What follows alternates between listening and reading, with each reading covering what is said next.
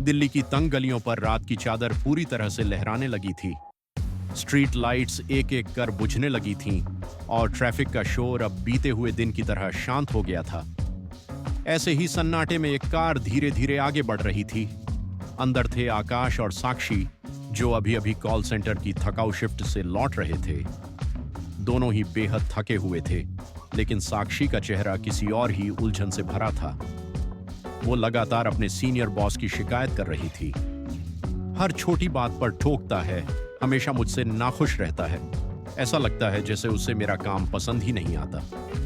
वो परेशान थी, उलझी हुई और समझ नहीं पा रही थी कि उसे कैसे हैंडल करे। आकाश चुपचाप उसकी बातें सुन रहा था, फिर हल्के से मुस्कुराकर बोला, अगर डरते रहोगी तो वो हर बार तुम्हारे ऊपर हावी रहेगा। डर को उसकी ही भाषा में जवाब देना पड़ता है।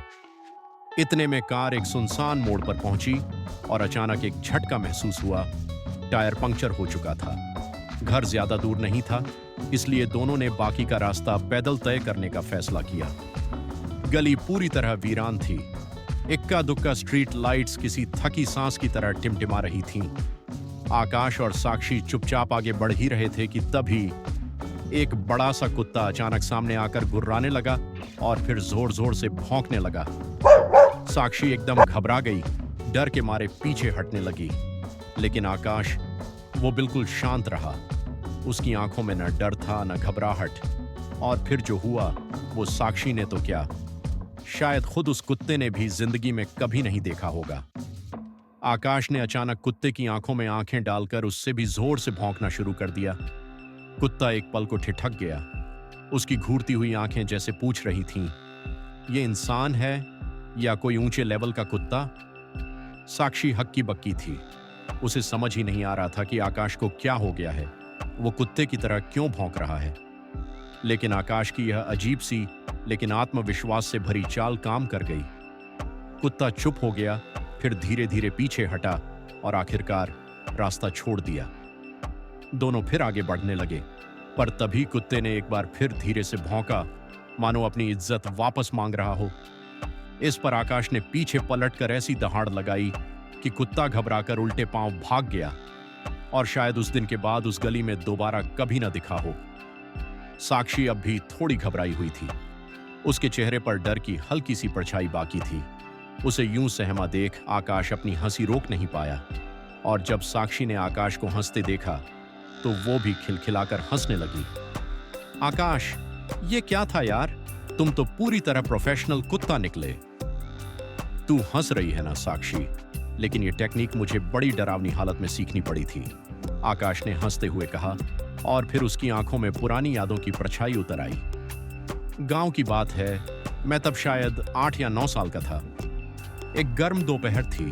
खेतों के बीच से होकर मैं अकेले घर लौट रहा था। सब तरफ सन्नाटा था और तभी एक झाड़ी के पीछे से एक जंगली कुत्ता निकल आया, काले रंग का, गुस्से में भरा, और उसकी आंखें जैसे मुझे फाड़ कर रख देगी।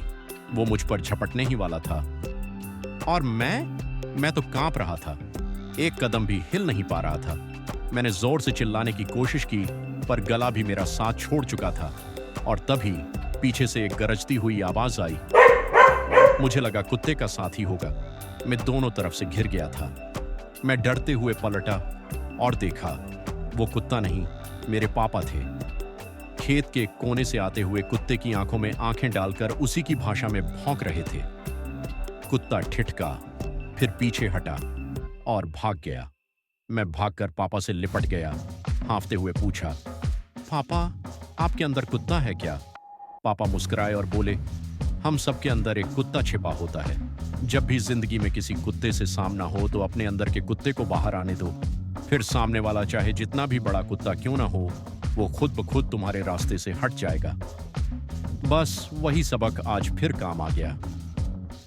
साक्षी कुछ पल के लिए शांत हो गई। उसकी आंखों में अब डर नहीं, समझ और आत्मविश्वास की चमक थी। उसे आकाश की बात अब अपने ऑफिस के बॉस पर फिट लग रही थी। अगर मैं हर बार चुप रहूंगी तो वो मुझ पर चढ़ता जाएगा, लेकिन अगर मैं आत्मविश्वास से जवाब दूंगी तो शायद अगली बार वो 2 बार सोचेगा। उस रात उस सुनसान गली में साक्षी ने एक फैसला कर लिया। अब वो अपने डर से भागेगी नहीं, अब वो डर को उसकी ही भाषा में जवाब देगी। डर से भागोगे तो वो तुम्हारे पीछे दौड़ेगा, हर बार थोड़ा और पास आएगा और तुम्हें और छोटा महसूस कराएगा। लेकिन जिस दिन तुम पलटकर उसकी आंखों में आंखें डालकर खड़े हो जाओगे, उसी की भाषा में जवाब दोगे, उस दिन डर भी डर जाएगा और रास्ता खुद ब खुद साफ हो जाएगा। अगर हमने आपके डर को थोड़ा भी कम किया हो तो चैनल को सब्सक्राइब करना ना भूलें और इस वीडियो को उन दोस्तों तक जरूर पहुंचाएं जो भौंकना नहीं जानते हैं, क्योंकि कभी-कभी जिंदगी में भौंकना पड़ता है।